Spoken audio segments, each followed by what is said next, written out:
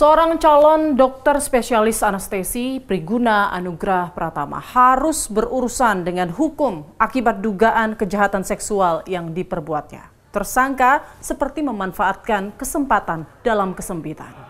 Korban yang sedang menunggu orang tuanya yang kritis dan dirawat di rumah sakit tersebut justru diperdaya tersangka dengan menyuntikkan obat bius melalui cairan infus. Dalihnya untuk pencocokan darah sebagai prosedur transfusi. Belakangan terkuak ada 2 korban lain yang memiliki pengalaman serupa. Lantas apa konsekuensi yang diterima tersangka? Bersama saya Putri Windasari, Anda menyaksikan Benang Merah dalam episode Durjana Dr. Priguna.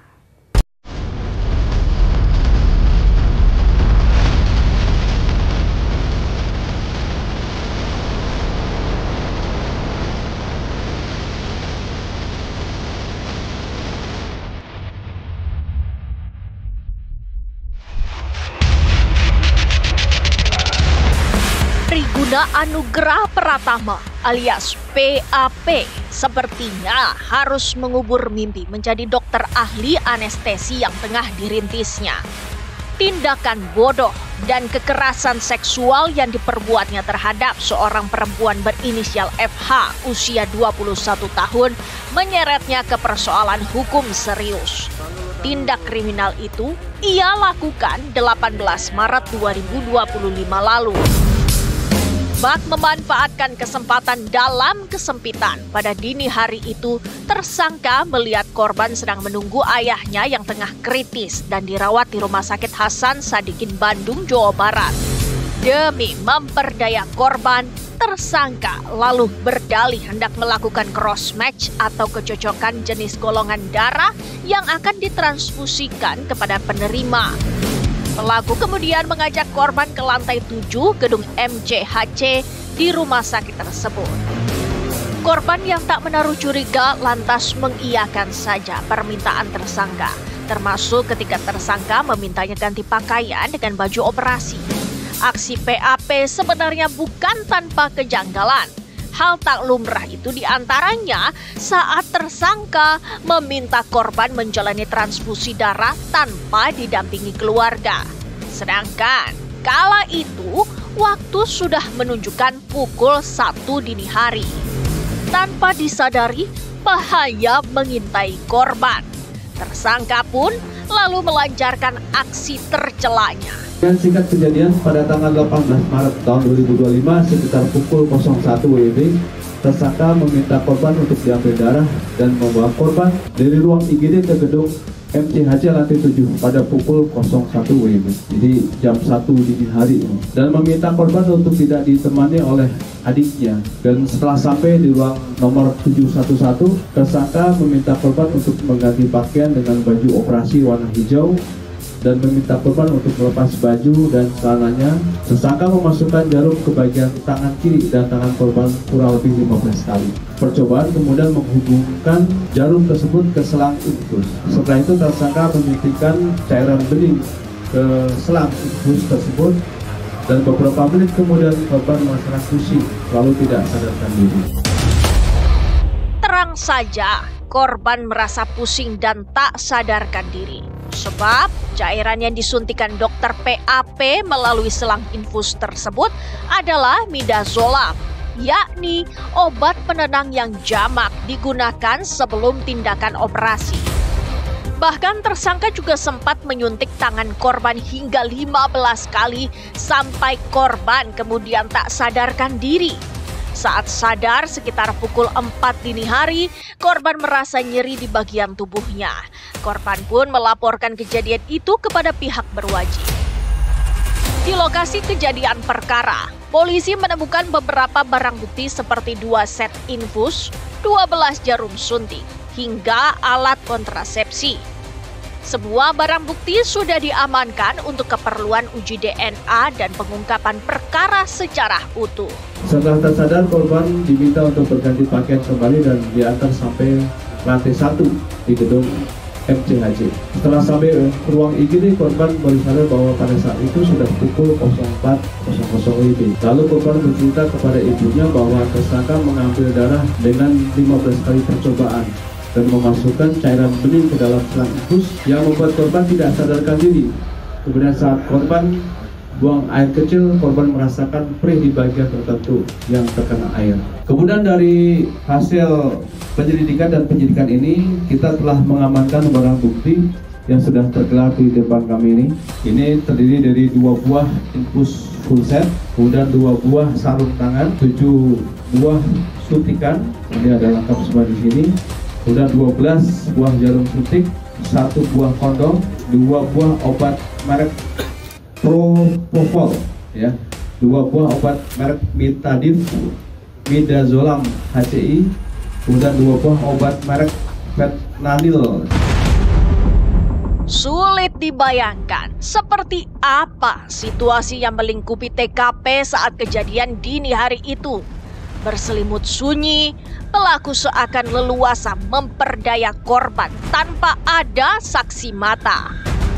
Tak lama setelah pengungkapan kasus dugaan pemerkosaan terhadap korban berinisial FH, terkuak pula 2 korban lainnya dengan modus serupa di tempat yang sama dalam waktu berbeda.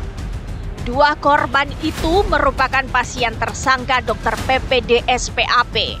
Tersangka memperkosa 2 korban tersebut pada tanggal 10 dan 16 Maret atau sebelum kejadian yang menimpa FH.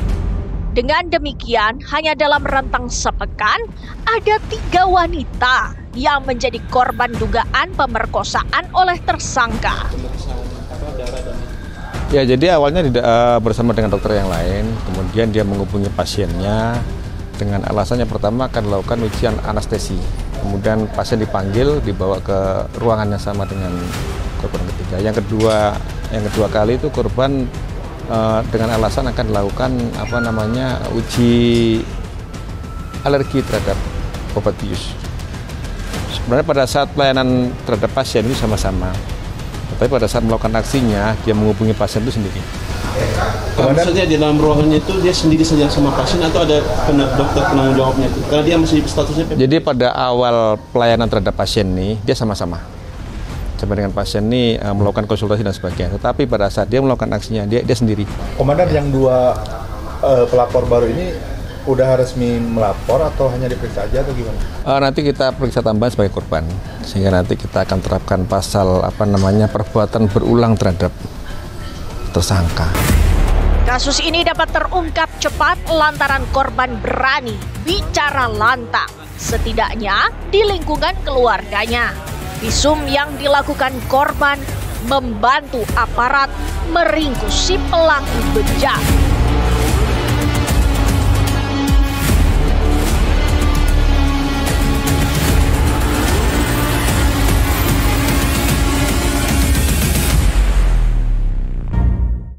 Ulah tersangka kasus dugaan pemerkosaan Priguna Anugrah Pratama yang memperdaya 3 wanita dalam rentang sepekan membuat sejumlah pihak bertanya, apa daya pikat tersangka? Pertanyaan serupa itu pun muncul sebab beberapa permintaan tersangka dipandang ganjil. Lalu apa yang bisa dilakukan masyarakat awam jika menjumpai situasi serupa ini?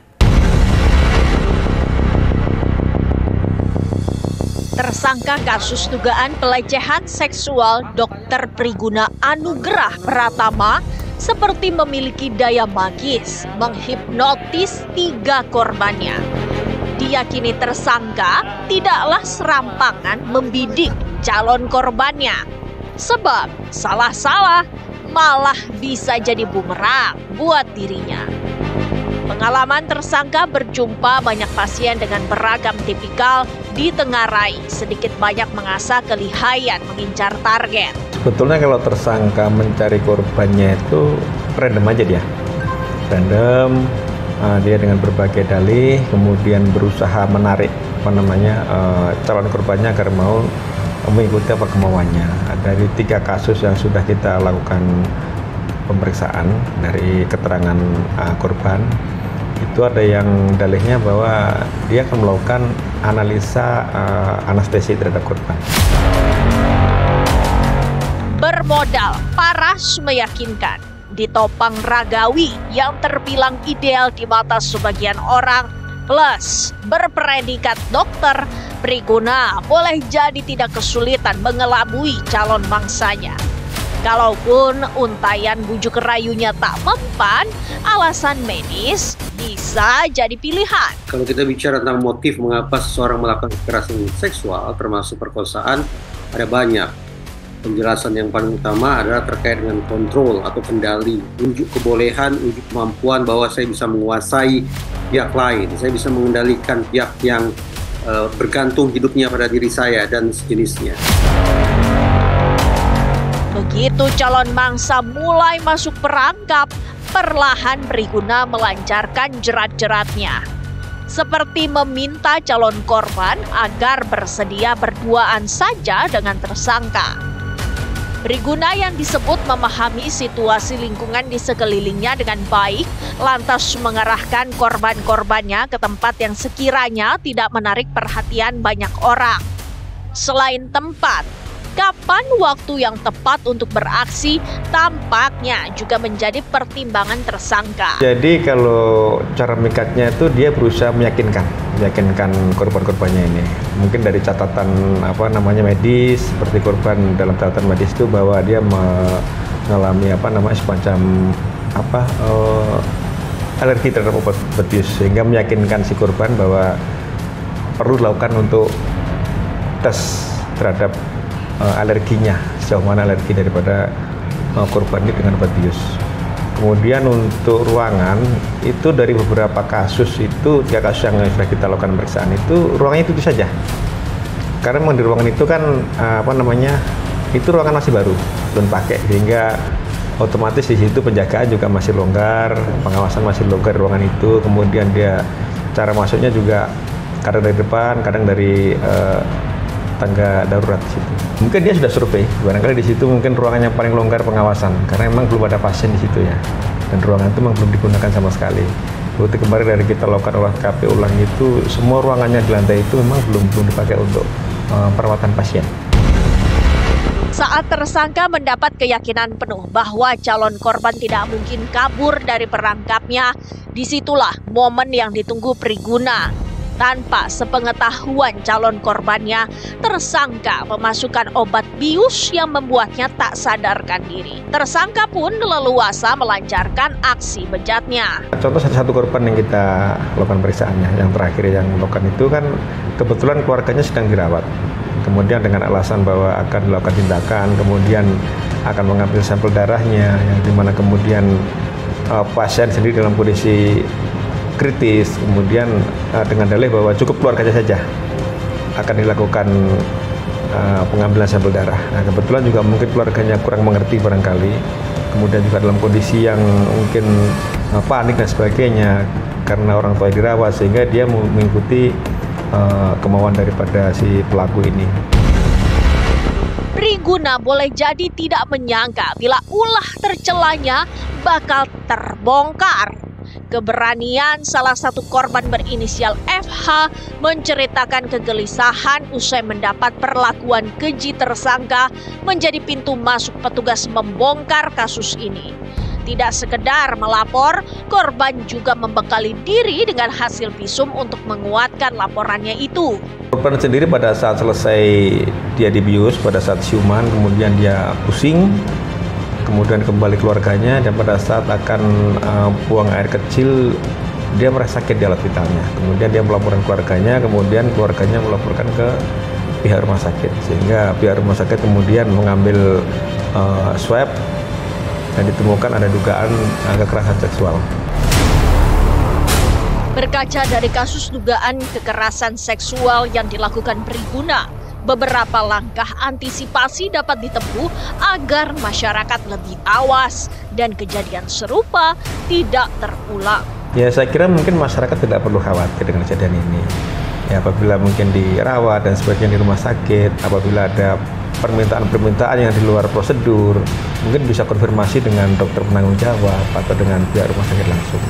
apakah benar itu memang prosedur dari rumah sakit atau bukan. Ya mungkin dari korban juga harus sering konsultasi dengan pihak-pihak resmi di rumah sakit ya. Saya pikir penting untuk dipertimbangkan secara serius bahwa ketika anggaplah dokter melakukan penanganan terhadap pasien, dokter tidak pernah bekerja sendirian. Dia selalu didampingi oleh perawat ataupun dokter yang lain ataupun perwakilan dari keluarga pasien. Intinya sekali lagi, tidak membiarkan ada dokter atau mungkin juga perawat yang melakukan penanganan sendirian. Keberadaan orang lain diharapkan akan bisa menangkal terjadinya perbuatan-perbuatan tidak profesional. Tersandung kasus dugaan pemerkosaan terhadap 3 perempuan, Priguna harus menanggung akibatnya.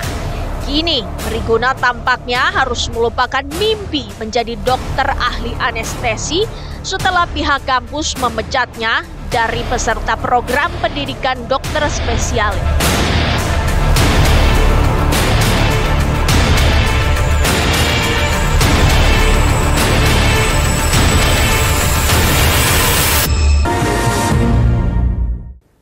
Priguna Anugrah Pratama seakan memburamkan masa depannya sendiri. Ia harus membayar mahal akibat ulah tercelanya memperdaya 3 korbannya yang lemah.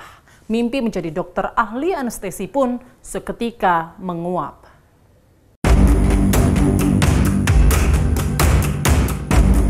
Menguap sudah mimpi Priguna Anugrah Pratama menjadi dokter ahli anestesi. Gara-gara syahwat sesaat, ia pun terpeleset langkah. Dugaan kekerasan seksual terhadap 3 perempuan dalam tempo sepekan diakui bukanlah pelanggaran ringan. Terlebih, ulah tercela itu juga disertai tipu muslihat demi memikat calon korban masuk perangkap. Menerima laporan berantai, aparat kepolisian bergerak cepat meringkus Priguna. Priguna kemudian ditetapkan sebagai tersangka usai penyidik mengantongi cukup alat bukti. Selanjutnya kasus ini memasuki babak baru. Kejaksaan Tinggi Jawa Barat disebut telah menerima surat pemberitahuan dimulainya penyidikan atau SPDP dari penyidik Polda Jabar pada Rabu 26 Maret 2025 lalu. Sementara sejak dirinya ditetapkan sebagai tersangka, Priguna harus melewati hari-harinya dari balik sel. Untuk kasus tersebut, Kejati Jabar telah menerima surat pemberitahuan dimulainya penyidikan atau SPDP pada tanggal 26 Maret 2025. Dari SPDP itu, pimpinan atau Kejati Jabar sendiri telah menunjuk 4 orang jaksa guna menangani perkara tersebut hingga selesai. Saat Kejaksaan Tinggi Jabar telah menunjuk 4 jaksa untuk meneliti berkas perkara Priguna, penyidik Polda Jabar juga masih merasa perlu melakukan sejumlah pemeriksaan lanjutan. Untuk berikutnya, kita sedang memproses DNA ini agar semuanya bisa klop dan semoga memperkuat dalam hal barang bukti kita. Menyusul pelanggaran hukum serius yang diperbuat Priguna, Universitas Pajajaran Unpad bertindak cepat memecat yang bersangkutan dari kepesertaan program pendidikan dokter spesialis Fakultas Kedokteran. Unpad menilai Priguna telah mencoreng nama baik institusi dan profesi kedokteran serta melanggar disiplin dan kode etik profesi berkategori berat. Kita lembaga pendidikan, tentu kita tidak akan sama sekali memberikan ruang bagi terjadinya pelanggaran-pelanggaran berkait dengan apa yang dilakukan oleh mahasiswa, baik di tempat kerja, di tempat praktek, maupun di lingkungan Unpad secara umum. Sehingga kebijakan ke depan, yang pertama tentu kami akan segera melakukan tindak lanjut dalam bentuk pemutusan studi bagi yang bersangkutan, karena yang bersangkutan sudah terindikasi dan terbukti walaupun belum dinyatakan oleh pengadilan sudah melakukan tindak pidana. Keikutsertaan Priguna dalam PPDS terbilang baru. Pria 31 tahun asal Pontianak, Kalimantan Barat itu masih duduk di semester 2. Umumnya program pendidikan dokter spesialis ditempuh sebanyak 8 semester atau sekitar 4 tahun. Namun itu tergantung program studi dan tingkat kesulitan bidang yang ditempuh peserta bersangkutan. Sedangkan untuk spesialis anestesi rata-rata 7 semester atau 3,5 tahun. Sementara meski tengah menempuh PPDS, namun status residen sebutan bagi peserta PPDS disebut tetap memperoleh sejumlah hak. Hak-hak itu seperti gaji atau insentif, remunerasi atau imbal jasa, bantuan biaya hidup, hingga perlindungan dan bantuan hukum jika terjadi sengketa medis selama pendidikan. Selain pihak kampus tempat Priguna menimba ilmu keahlian, Kementerian Kesehatan juga telah meminta Konsil Kedokteran mencabut surat tanda registrasi Priguna. Begitu surat izin praktik dicabut, maka yang bersangkutan tidak dapat lagi berpraktik sebagai dokter seumur hidup. Kita sangat prihatin pada kejadian itu. Kami sudah melakukan koordinasi dengan rumah sakit dan lembaga pendidikan, karena yang bersangkutan kan sedang melakukan pendidikan. Satu, yang bersangkutan sudah dikembalikan, sementara dibekukan proses pendidikannya. Diberhentikan dari proses pendidikan, bekerja sama berkoordinasi dengan Universitas Pajajaran. Tidak melakukan status pelayanan medis. Kami beri surat kepada Konsil Kesehatan Indonesia untuk dicabut surat tanda registrasinya. Kalau sudah dicabut surat tanda registrasinya, kan berarti bersangkutan juga tidak punya surat izin praktek. Ini penting. KKI secara resmi disebut juga telah menonaktifkan surat tanda registrasi milik Priguna. Langkah itu kemudian juga diikuti dengan mencabut surat izin praktik atas nama Dr. Priguna.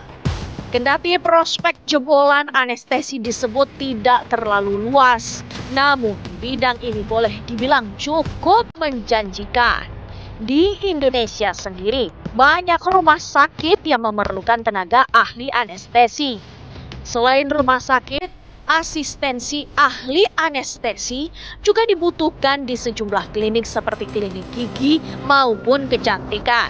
Namun kegagalan Priguna membendung syahwat sesaatnya seketika memupus mimpi-mimpinya. Belakangan, ia juga disebut-sebut mengalami kelainan. Benarkah?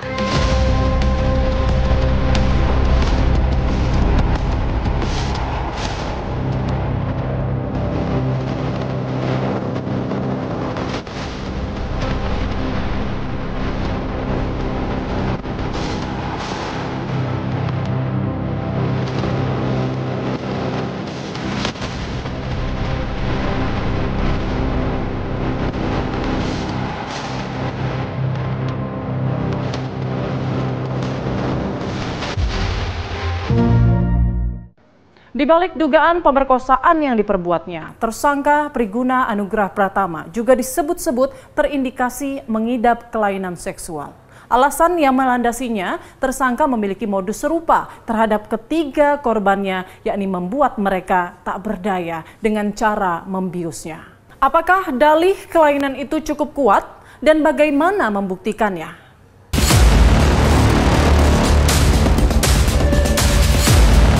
Priguna Anugrah Pratama menuai badai masalah akibat perbuatan tercelanya. Diduga melakukan ruda paksa dengan lebih dulu membius korban-korbannya, Priguna pun ditengarai mengidap kelainan. Halayak menyebutnya fetish. Sejauh ini korban kejahatan Priguna berjumlah 3 orang. Modus semuanya serupa. Pelaku sudah berikan keterangan bahwa dia melakukan semua perbuatannya terhadap korban. Jadi dengan melakukan pembiusan terhadap korban, kemudian melakukan perkosaan terhadap korban. Fetish atau lazim diterjemahkan menjadi fetisisme adalah ketertarikan seksual terhadap benda atau bagian tubuh tertentu yang tidak lazim. Fetish adalah bagian dari parafilia. Pada dasarnya, Parafilia adalah penyimpangan seksual yang ditandai dengan rangsangan seksual yang tidak wajar. Bentuknya bisa macam-macam. Selain fetish, ada juga pedofilia, eksibisionis, hingga sadisme. Fetish itu salah satu dalam kategori gangguan parafilia. Parafilia itu adalah penyimpangan seksual di mana seseorang itu merasakan dorongan seksual, hasrat gitu ya, perilaku, fantasi kepada objek-objek yang tidak biasa gitu. Nah, kalau kita bicara tentang fetish, seseorang itu punya dorongan seksual, fantasi, kemudian image bahwa dia tuh tertarik atau terangsang secara seksual pada benda-benda yang tidak hidup atau organ tubuh yang non-genital. Jadi bisa aja yang fetishnya misalnya sangat terangsang, terarouse secara seksual ketika misalnya ngelihat tumit. Itu bukan organ genital gitu. Tapi buat beberapa orang itu bisa kemudian menimbulkan dorongan seksual. Meski pada kasus Periguna ditengarai ada indikasi mengarah ke kelainan, namun tak boleh gegabah menyimpulkan. Butuh pemeriksaan mendalam untuk memperoleh bukti yang benar-benar valid. Jadi untuk motif dari pelaku PAP ini, pada saat kita lakukan pendalaman, pemeriksaan terhadap tersangka, bahwa tersangka PAP ini mengakui atau menyatakan bahwa yang bersangkutan suka tantangan. Jadi suka tantangan, oleh karena itu penyidik tentunya mengingat jawaban dari tersangka demikian, sehingga merasa penyidik perlu untuk melakukan pemeriksaan secara psikologis terhadap si tersangka ini, karena tidak sewajarnya bila jawabannya karena suka tantangan sehingga melakukan perbuatan tersebut.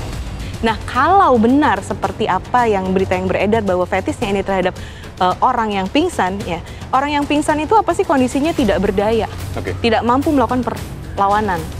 Berarti kalau seandainya benar kasusnya seperti itu, ada kebutuhan untuk mendominasi dari yang kemudian menjadi korbannya, gitu. Kebutuhan untuk merasa lebih superior dari orang yang jelas-jelas sudah tidak berdaya.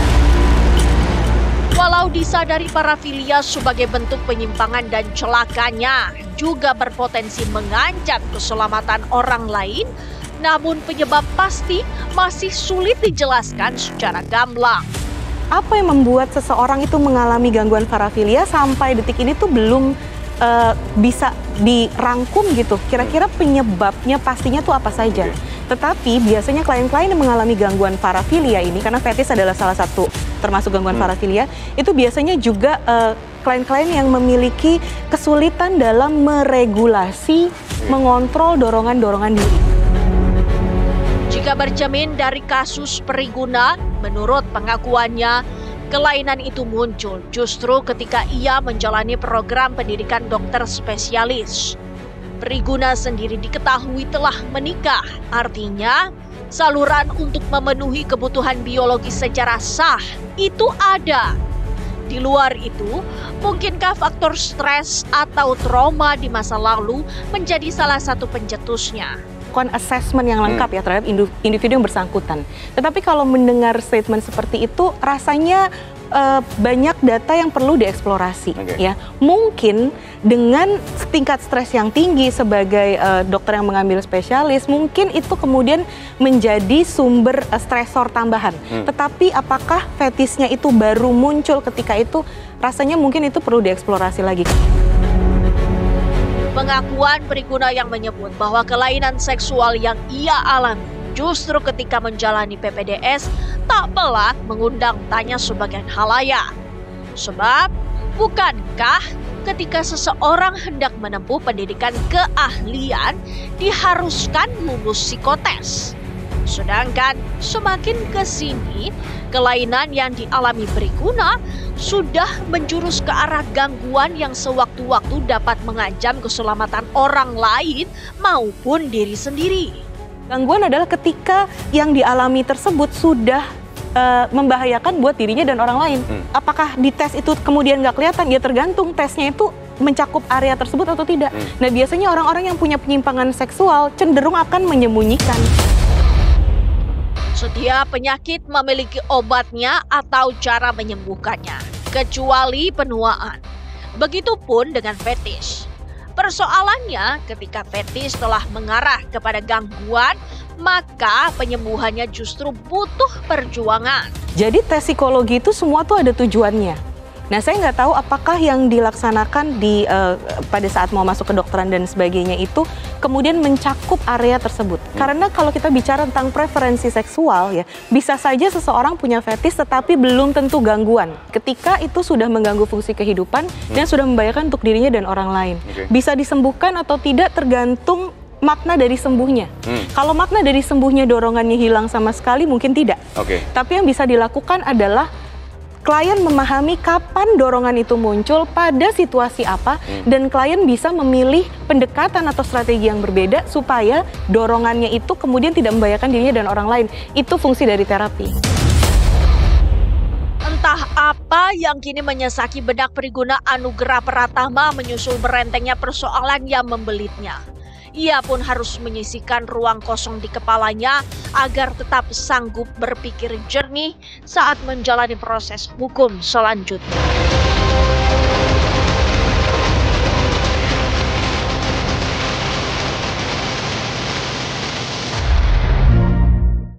Bertambahnya korban dugaan kekerasan seksual oleh Priguna Anugrah Pratama dari 1 menjadi 3 menghadirkan konsekuensi hukum yang berbeda pula. Priguna berpeluang dijerat pasal berlapis dengan ancaman pidana lebih berat.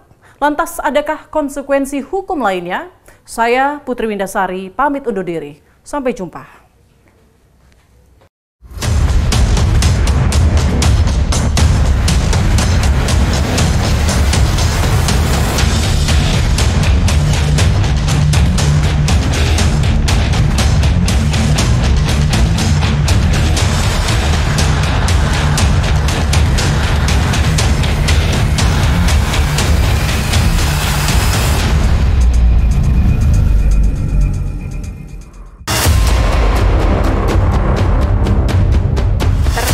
Kasus dugaan pemerkosaan Priguna Anugrah Pratama hanya bisa berselimut penyesalan melewati hari-hari ke depan. Kepuasan sesaat demi memenuhi hasrat menyimpang karena ia anggap menyuguhkan tantangan, nyatanya cuma menghadirkan keterpurukan. Keterpurukan bagi Priguna dan sudah barang tentu para korban. Priguna tidak hanya kehilangan kesempatan menjadi dokter ahli dan mewujudkan mimpi-mimpi yang dipupuknya sedari dini. Tapi kini ia juga harus berhadapan dengan jerat pidana. Semula Priguna dinilai melanggar pasal 6C Undang-Undang Nomor 12 Tahun 2022 tentang tindak pidana kekerasan seksual dengan ancaman paling tinggi 12 tahun penjara. Lihat ini sangat miris. Pastinya. Keterlaluan. Ekstrim sekali. Kasus perkosaan mungkin cukup banyak. Tapi perkosaan yang ini di luar nalar. Sangat-sangat melukai perasaan kemanusiaan kita. Kenapa? Karena terjadi terhadap seorang yang sedang dalam kondisi kejiwaannya sendiri tergoncang. Korbannya bapakku kritis, usiaku 21 tahun. Bisa kita bayangkan apa yang terlintas di pikiran anak itu. Sehingga untuk mendapatkan kehidupan sang ayah, apapun saya lakukan. Apalah cuma ambil darah, apapun akan saya lakukan untuk ayah. Tapi di kondisi yang begini, alih-alih untuk simpati, apalagi empati, malah ini menjadi peluang. Ini kebangetan banget. Namun menyusul bertambahnya jumlah korban yang bersuara, Priguna pun dinilai telah berlaku jahat secara berulang. Pasal yang berpeluang menjeratnya juga berubah, yakni pasal 64 KUHP. Ancaman hukumannya disebut lebih tinggi, yakni kurungan paling lama 17 tahun. Terlebih, tekanan halayak luas menyangkut kasus ini semakin keras. Jadi kemungkinan sangat besar ini pasti berujung hukuman pidana. Nah, kemudian kan pertanyaan berikutnya nanti kira-kira berapa sih hukuman pidananya kan? Ancaman-ancaman itu. Pasalnya apa sih? Ancamannya apa sih? Karena ini nanti yang menimbulkan gejolak juga. Kalau Anda melihatnya kurang, seperti apa berarti, Bang? Ada yang marah. Kalau kebanyakan, ada juga mungkin yang marah. Soal pasal apa yang pantas dikenakan, pihak berwenang masih menelaahnya. Di sisi lain, suara nyaring agar Priguna dihukum berat berkumandang. Wacana agar pelaku kekerasan seksual diganjar kebiri pun mengemuka lagi. Namun mewujudkan gagasan ini juga tak gampang.